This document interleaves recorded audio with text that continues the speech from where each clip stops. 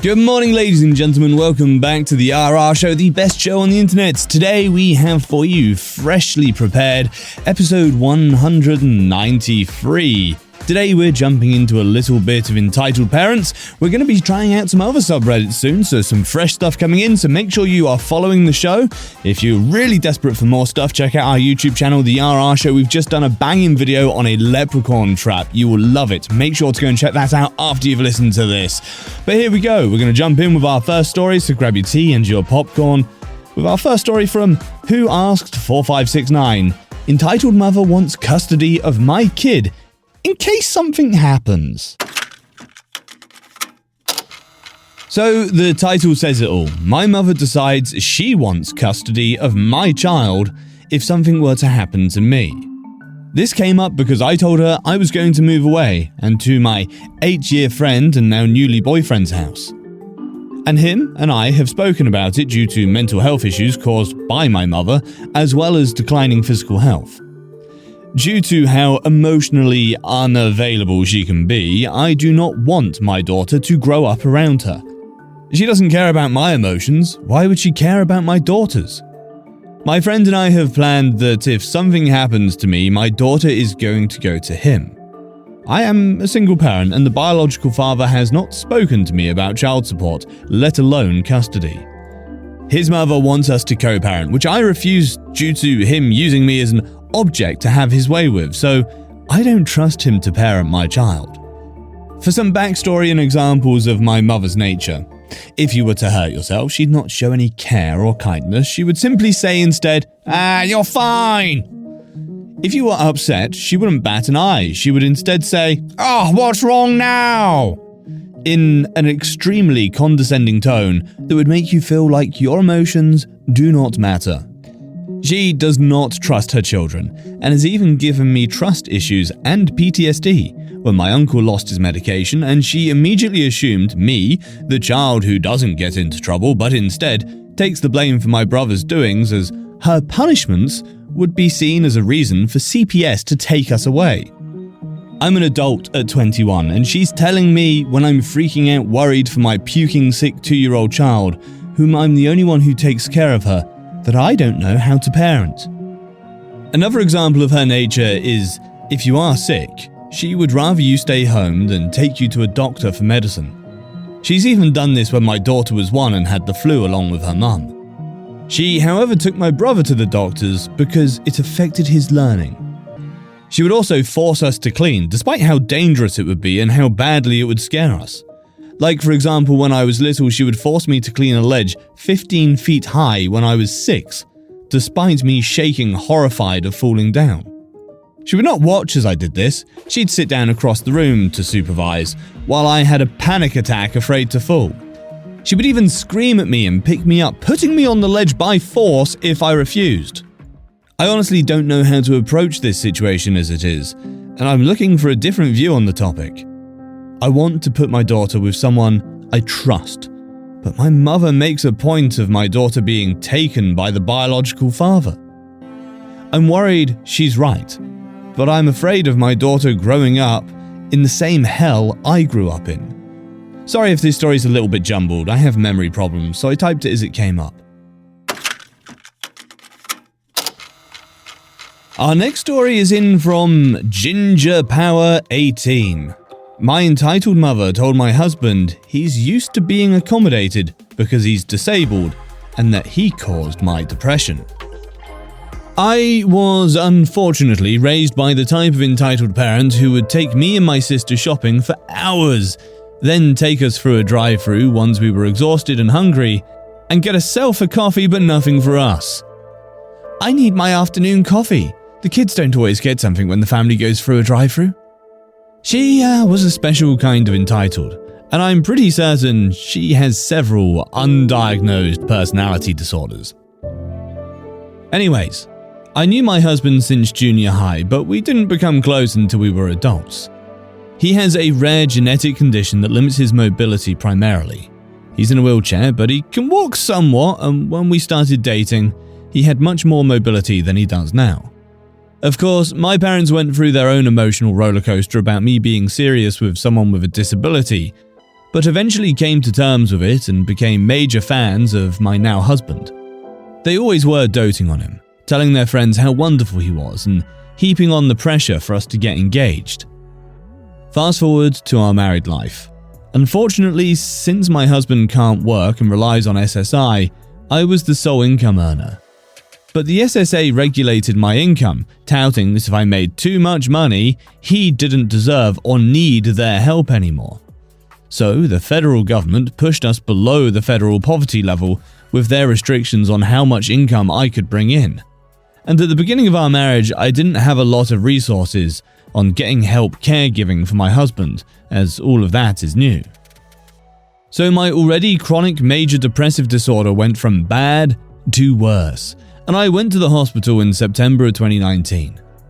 We ended up getting home health aids for my hub by sometime in 2019. But all the stress of the poverty and the difficult first year of marriage had taken its toll on my mental health. Not to mention that my hub's home health aides were a revolving door in the home. In 2020, we got a good aid, and then guess what? COVID happened, so everything locked down. We continued our financial struggle, but we were making life work. Although I had another major depressive episode in the fall of 2020, I managed to stay out of the hospital, thanks to the help of my support system, my family at the time. While my husband was a beacon of hope and sunshine in my life, my mother was a constant stream of negativity, criticism, and manipulation. When she wasn't trying to control me or criticize me, she was talking about things that I had no interest in, and had no social awareness to pick up the cues that I was not interested in what she was talking about. In our conversations, she had started to speak negatively about my husband on a regular basis, and I was getting frustrated. She would say little things like, "He isn't leading you as your spouse," or "He needs to support you more in your depression," and I didn't like the way she was talking about him. Naturally, I would talk to my hub about the things she said, as I was frustrated, and he started to feel resentment towards her. By the time Christmas was coming around, I told my parents that they needed to come over and resolve things, or we weren't coming to Christmas morning. So my parents waltzed into my living room and made themselves comfortable for what would turn out to be the fight of a lifetime. I started out explaining that my mum had been making several negative comments consistently about my husband, and we wanted to talk about them and work them out. I said we were upset by the things she'd been saying, and that we did not want her to speak that way about him. Instead of responding to the comments that we had made, she went on a long speech about my husband. She said that he caused my depression, which had gotten worse since we'd gotten married, and that he was used to being accommodated because he was disabled. She said that he wasn't the spiritual leader of our family and that she was worried about our marriage. She continued on, but after she had said the worst of her speech, my husband became furious, understandably, and went into the other room. He had been faithful and supportive of me in my episodes of depression in the last few years, and he had given me a lot of stability and comfort in those difficult times that I was going through. But my mother can't see any of that. "How can we work anything out if he's going to walk away?" my parents exclaimed. "We were trying to express to you the ways that you hurt him, and you didn't listen or apologize. You went on a complete tangent where you said even more terrible things about him," I cried in his defense. "Well, I just want you two to have a good marriage, and I just want to know that he's doing everything he can to support you in your depression," my mother wailed. "He's been my rock in these hard times. He is the reason I haven't given up. It's not right for you to say these things to him. I know my husband. If you don't apologize and say exactly what I tell you to say, I know he will never speak to you again." My mother was terrified, so I told her the exact words to say, and told her to say nothing else. I went in the other room to get my husband. He was so angry. I had to convince him to give her a second chance. He was yelling, and he's a calm guy. But he came out, and she said what I told her, and that was that. They made up well enough. But from then on, my husband hated my mother. By March 2021, both my parents denied she said any of those things. Like, literally denied. She actually said, "I never said he caused your depression." It was bizarro gaslighting. And that's when I knew I could never trust my mother again. So I didn't.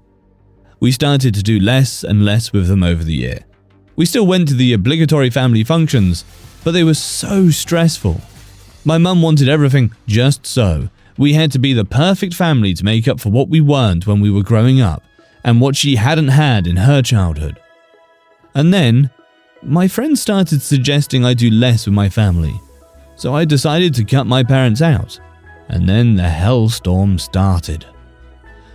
My one sister told me that I was morally obligated to have a relationship with my parents forever because they raised me. I was like, nope, none of that, thanks. So my sisters were always fighting me to come back to my parents. That was stressful. I went all the way until July 2022 without seeing my parents at all. And then I saw them at my cousin's wedding. 21 to 22 had been a rough year for us. My hub had declined in health and had had major mobility losses. He was no longer able to self-feed or toilet, get in and out of bed or open doors, in addition to the other things he'd been unable to do before that. It was a lot of grief for him, and for me as well. When we were on the trip in July, my parents had a conversation with me that I found rather disturbing. Would you ever consider putting your husband in a care facility? It seems like there's so much pressure on you. Things are challenging right now because there aren't any aides to pick up all the hours he's eligible for, and we could use more help. But we have things working right now. I wouldn't want to put him in a facility unless I had no other option, especially since a Medicaid facility would not take good care of him. But we had one friend who put her husband in a facility, my dad said. And when she did, she would always go and visit him every day. Honestly, I was kind of relieved when she put him in the facility because I felt like she got her life back. I couldn't believe that they had suggested putting him into a facility. At the time, I couldn't piece together the intensity of their suggestions. But after speaking to my mother-in-law about it, I realized that even in the best case scenario, they were giving my husband zero consideration. They'd volunteered in nursing homes, and my mother had made pleas to us when I lived at home not to put her into a nursing home. And yet they thought it was perfectly acceptable to put my husband in a facility when we had wonderful care accommodations for him at home. I really believe that my mum is ableist. Some of my other relatives remember her making comments when we were engaged about how I needed to entertain him because he couldn't be helpful. My husband now has a hernia and has to have surgery, even though surgery is very dangerous for him because of his condition. She offered to sit with me during the surgery. But for some reason, I feel that it's less about us and more about what she wants. Either having a relationship with me again, or looking like the devoted mother at her son-in-law's surgery, being supportive. My whole family talks about how she's changed because of the 12-step program she's in. Could have fooled me.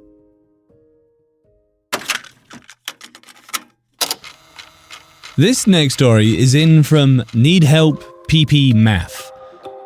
Parents feel entitled to choose who I can date or not. I, 27 female, and my boyfriend, 22 male, have been together for 6 months now. But before that, we were friends for a long while. He was at an exchange program at my university and we just hit it off. He's basically my best friend. I can talk to him about anything and I feel incredibly safe and protected by him. My parents are Muslims, mum is Asian and dad is Arab. The thing is, he's a recent convert. He converted before we met actually, so it was entirely his decision. So chances of my parents being against him is 150% triple plus. Just the other day, my aunt asked me if I was seeing anyone. I didn't tell her that I was dating or anything of the sort, just that I had a friend I liked. She asked for a picture. I shared it with her. I said I liked him and he likes me, but he's a convert and younger than me. She asked, which religion is he from? I said that his parents are Buddhist. I never mentioned his race to her either. She said he was cute, but she's against it because of the age difference. I am supposed to be the younger one in the relationship. A few days later, while going on a hellish long drive with my mum, she started bringing up topics about women who marry recent converts being cursed. That their children will be handicapped, their husbands will cheat on them eventually, and that the guys are only converting because of the girls, not for themselves. So the guys will revert back to whatever their original religion was. She kept asking to see my phone, and see if I was going out with anyone, kept accusing me of keeping secrets from her. She proceeded to tell me that my dad dreamt of me being in a bathtub with a black Nigerian man with horns, and having my back turned on my parents in my dreams. The year before, my dad dreamt I was naked in a hot tub with some ugly fat guy. I don't fucking know. So now my dad is crying because he thinks that the devil has won and made me stray from the path. I was looking for something on my mum's phone, a video. I scrolled down and there it was. My boyfriend's picture in her phone, sent by my aunt. I felt betrayed, but I kept quiet. I wanted to see where this was going. Today, my mum told me that she dreamt of a Chinese man wearing all red, bowing before her and bobbing his head. This is so racist I don't even know what to say anymore.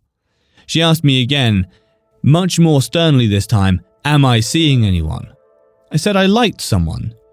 She asked if he had slanted eyes, which is racist Asian mum language for, is he Chinese?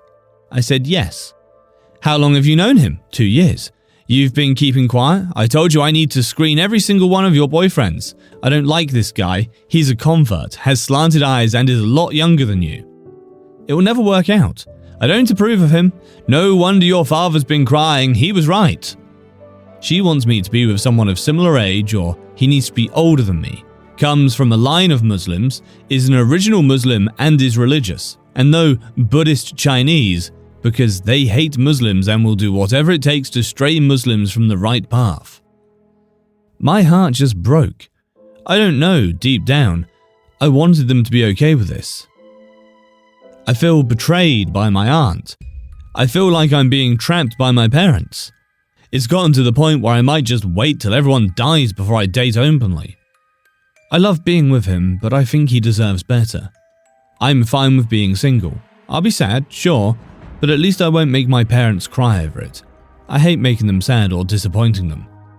I can't move out because, in Islam, it's illegal for a woman to live on her own. I also can't just elope or marry my boyfriend if we choose to do so because I need the blessings from my parents in order to get married. I'm sorry, my mind is a mess right now. I really don't know how to deal with this situation. This is mainly why I never introduced them to my other boyfriends. Because deep down, I knew they'd never accept who I was. So this is pretty disheartening. I'll probably never look for a relationship ever again if this is how the outcome will always be. It's put me off completely. I care about them a lot and I don't want to make them sad. But on the other hand, if I do marry someone they'll approve of, I'm gonna be honest, it would probably be just for them. I'd probably silently resent my future husband for this, and it's not fair. I'll be sad if I marry someone they approve. I can't choose who I like. They'll be sad if I marry someone they don't approve. Feels like the best way is to just not get married, to be honest. Well, ladies and gentlemen, thank you for joining us for another fantastic episode. We've got some more subreddits coming in. We've got some new episodes coming, so make sure you follow along. And in the meantime, if you're bored, go check out our YouTube channel, The RR Show. We've dropped some absolutely incredible videos over there. Be sure to go check them out. Drop us a sub while you're there too. Until the next one, guys, peace out. Take care.